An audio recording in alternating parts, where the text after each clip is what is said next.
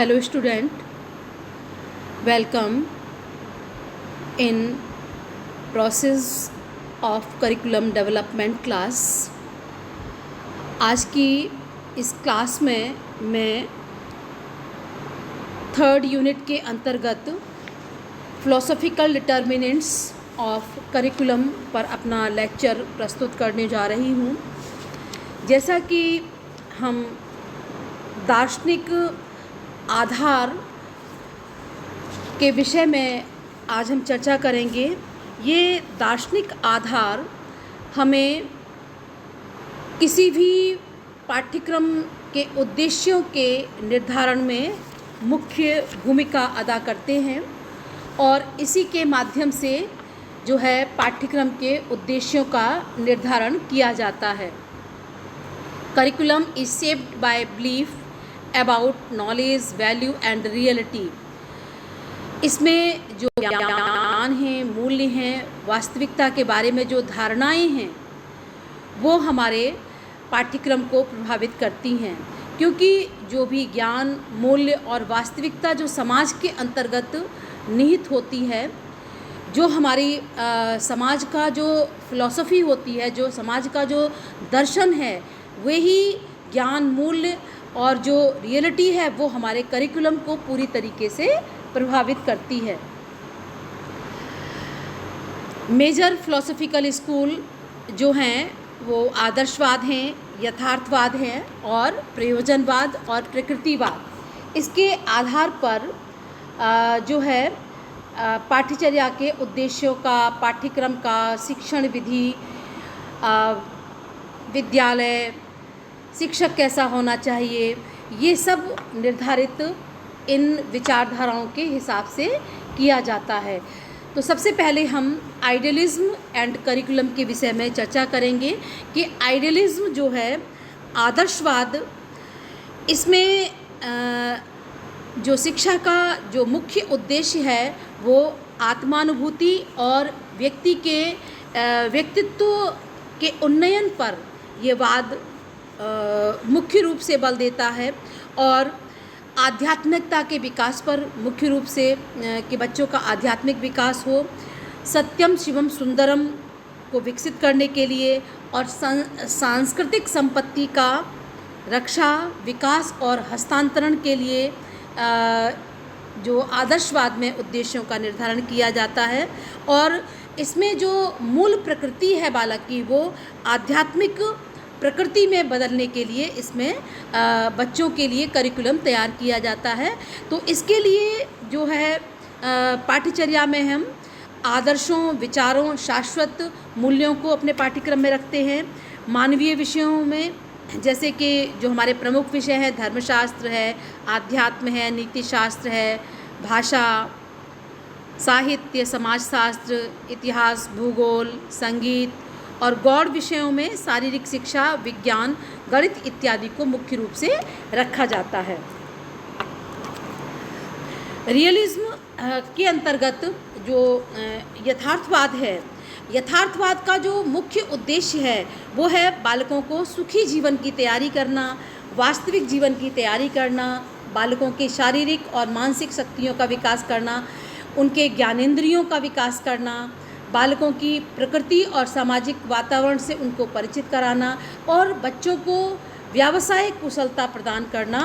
तो इसके आधार पर जो यथार्थवादी पाठ्यक्रम में उपयोगिता और आवश्यकता के आधार पर पाठ्यक्रम को विकसित करने पर जोर देता है। इसमें इसकी पाठ्यचर्या में दैनिक जीवन के लिए उपयोगी विषयों को सम्मिलित किया गया है, जैसे कि प्राकृतिक विज्ञान, भौतिकी, रसायन, स्वास्थ्य रक्षा, व्यायाम, भ्रमण, गणित, नक्षत्र विज्ञान, इतिहास, भूगोल इत्यादि विषयों को रियलिज्म में रखा गया है। अगला जो है हमारा है प्रयोजनवाद। इसमें जो शिक्षा के उद्देश्य हैं, शिक्षा के कोई भी पूर्व निर्धारित उद्देश्य नहीं है, बल्कि उद्देश्य ये व्यक्तियों के लिए होते हैं। व्यक्तियों के उद्देश्य भिन्न भिन्न परिस्थितियों में अलग अलग देश काल के अनुसार परिवर्तित होते रहते हैं। तो शिक्षा का उद्देश्य शिक्षा को सामाजिक, मानसिक, संवेगात्मक क्रियाओं की व्यवस्था करें जिससे नवीन मूल्यों का निर्माण हो सके। शिक्षा को गतिशील, लचीले मस्तिष्क का निर्माण करें जो कि हम अज्ञात भविष्य में नवीन मूल्यों की रचना कर सकें।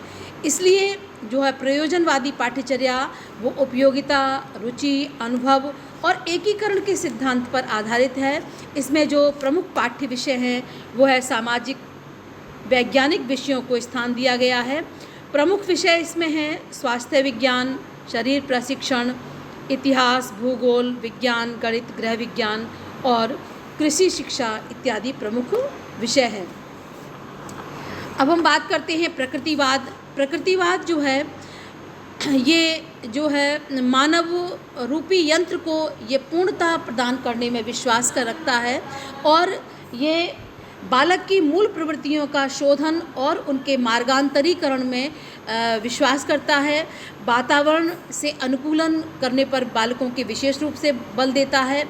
बालकों को जीवन संघर्ष के लिए तैयार करना और सुख प्राप्त करना, वैयक्तिकता का अनियंत्रित विकास करना, इस पाठ्यक्रम प्रकृतिवादी जो पाठ्यक्रम के अंतर्गत बालक की जो प्रकृति है उसकी रुचियों, योग्यताओं के आधार पर पाठ्यक्रम तैयार किया जाता है और इस पाठ्यक्रम में वैज्ञानिक विषयों को प्रमुखता और मानवीय विषयों को इसमें गौण स्थान दिया जाता है। जैसे कि इसमें मानवीय विषय हैं, भाषा है, साहित्य है, सामाजिक विज्ञान है, कला, संगीत, इनको गौण स्थान और खेलकूद, शरीर विज्ञान, स्वास्थ्य विज्ञान, पदार्थ विज्ञान, वनस्पति विज्ञान, गणित, इनको मुख्य स्थान प्रदान किया गया है। इम्पोर्टेंस इन करिकुलम डेवलपमेंट, पाठ्यक्रम के जो निर्माण में जिन उद्देश्यों का निर्धारण जिन वादों के अनुसार होता है उसके आधार पर हम उद्देश्यों का निर्धारण करते हैं, उसी के आधार पर विषय वस्तु निर्धारित करते हैं, उसकी किस तरीके की शिक्षण विधि हम कंटेंट टीचिंग मेथड हम यूज़ करें, उस वाद के उसके अनुसार ही हम टीचिंग मेथड और मूल्यांकन के तरीके भी उस वाद के अनुसार ही निर्धारित किए जाते हैं। जैसे कि हम यह बात करते हैं प्रकृतिवादी पाठ्यक्रम की, तो प्रकृतिवादी पाठ्यक्रम जो है इसमें जो वैज्ञानिक विषयों को प्रमुख स्थान दिया गया है और जो मानवीय विषय हैं उनको गौण स्थान दिया गया है। कंटेंट इसका जो है वैज्ञानिक विषयों को इसमें प्रमुखता दी गई है और मानवीय विषय इसमें गौण स्थान पर हैं। विधि जो है learning by doing, learning by self experience, प्रयोगात्मक विधि, प्रोजेक्ट मेथड, ये सारे इसके टीचिंग मेथड हैं। और इवैल्यूएशन जो है इसमें शिक्षक का रोल जो है इसमें जो है बहुत मतलब एक मार्गदर्शक की तरीके से हो सकता है। वो मतलब किसी चीज़ को फोकसली उसको नहीं सिखाएगा लेकिन एक मार्गदर्शन कर सकता है, बच्चे को मोटिवेट कर सकता है। तो इस तरीके से हम जब भी करिकुलम डेवलपमेंट की बात किसी वाद के अनुसार करते हैं तो हर वाद के अपने उद्देश्य हैं, उसकी कंटेंट है, उसका टीचिंग मेथड है और इवैल्यूएशन के तरीके भी उस वाद के अनुसार अपने डिफरेंट हैं। अंत में हम कह सकते हैं कि दर्शन पाठ्यक्रम को एक दिशा और उद्देश्य प्रदान करता है। Thank you class.